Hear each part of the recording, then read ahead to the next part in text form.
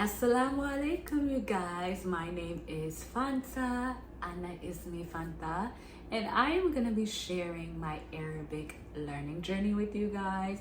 I've been learning Arabic for about 9 months, I believe.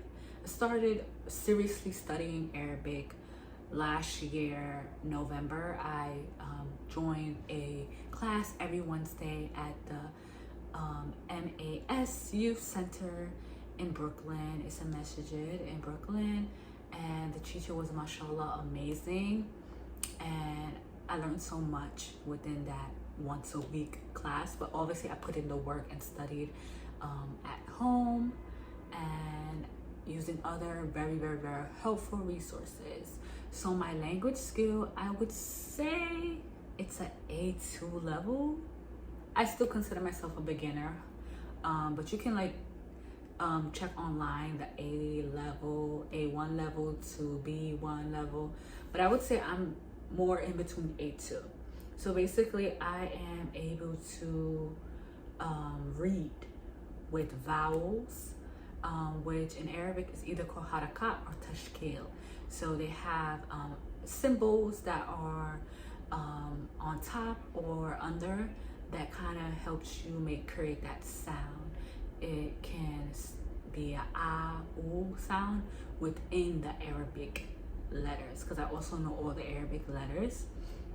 And the Arabic letters is so intense because some people would memorize the beginning stages of the independent form of the Arabic letter, and they think they know the Arabic alphabet, and then they find out it actually has a beginning, middle, and end form of that letter.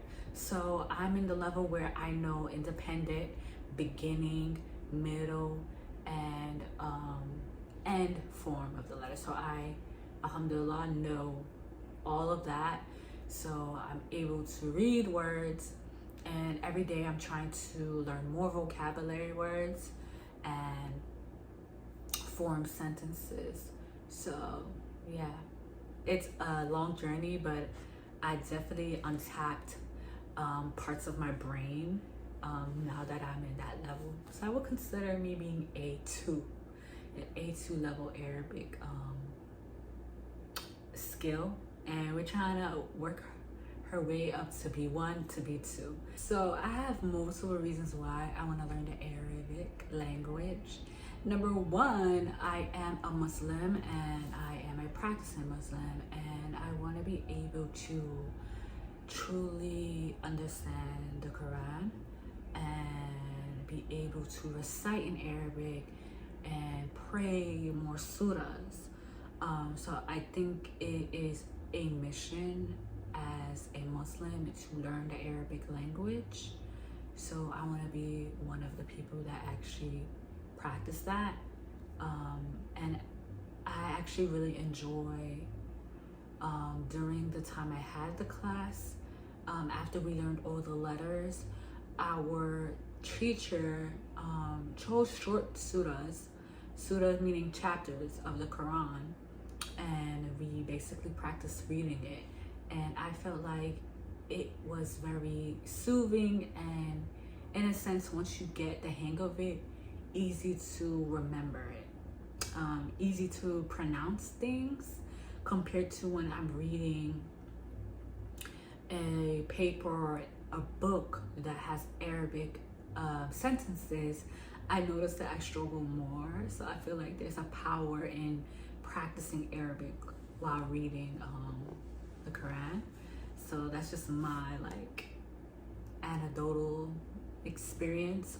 If you really want to get the hang of pronunciation, I would recommend reading and practicing with the Quran. So yeah, so another reason why I want to learn Arabic is because the language is so beautiful. It's deep, it's spiritual, it can be sexy, it can be so much things, and the language is so rich. The one meaning of a word in English, you can have 10 different meanings in Arabic, and that shows how in-depth and descriptive the language is. and I want to tap into that and really like learn the beautiful meanings of words. I don't know, language. I don't know if I'm just like babbling.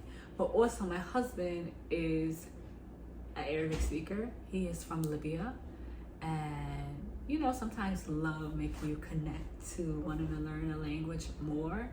I have a baby boy, and he's half Libyan, so that is his language. So I want to be able to communicate with my husband in Arabic as well as my baby in Arabic, and also his family members, because it'd be awkward when we be having those phone calls and I'm just like shaking my head and smiling. I don't want to like experience that for the rest of my life.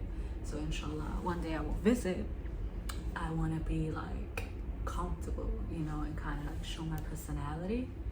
Also, being in America, I was born and raised in America, but I come from immigrant parents from Senegal and Guinea.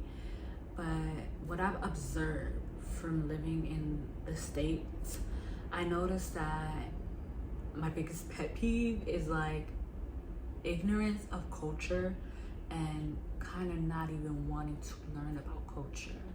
And I've noticed that America has like, for the majority of us, have like a language learning deficiency, because I noticed that all over the world people know English. For example, English, a lot of people from different countries know English and actually learn English. When they come to this country, they tend to pick up English in a few years, or even never even stepping foot in an English country, they know English. And also a lot of countries are polyglot. For example, the continent of Africa, we are so polyglot. Like, you can find people in the continent of Africa that speaks 4 different languages. And I feel like that is very amazing. And I see people around me. I had my husband, he didn't know English before, he knows English. My brother-in-law, he's from Senegal, Gambia, and he spoke Wolof and he speaks English.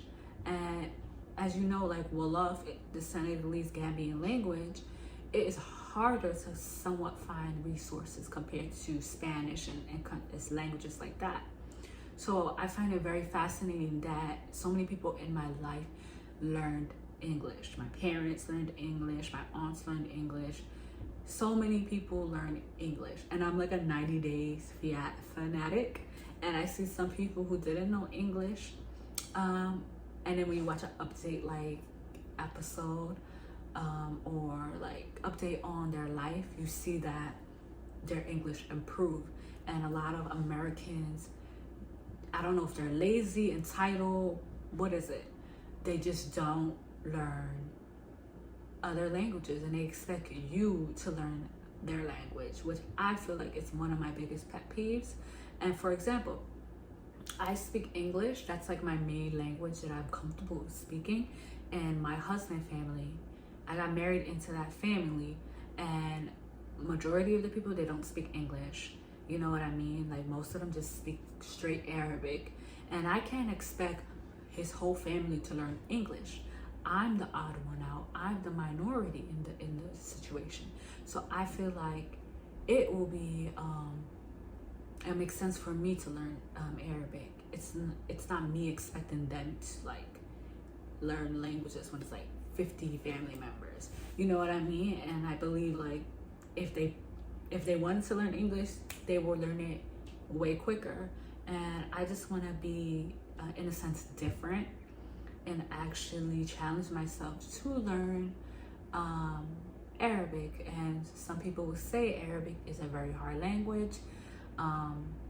It's definitely complex, but I'm getting the hang of it.